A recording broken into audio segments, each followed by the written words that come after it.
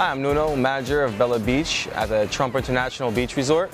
What we want is people to have fun in the sun, drinking champagne, having lunch as well, as we're a full restaurant, enjoying champagne service on the tables as well as bottle service on the beach, and full-on cocktails at the bar. We actually have full frozen drinks as well as handcrafted cocktails, various numbers of champagnes by the glass as well as by the bottle.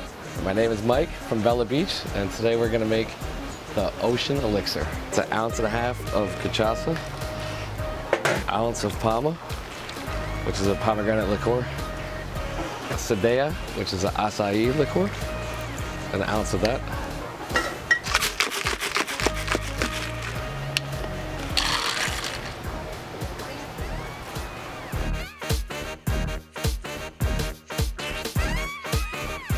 It's a lounge club meets on the beach, and you could have both restaurant food, drinks, and fun and fashion all at the same time.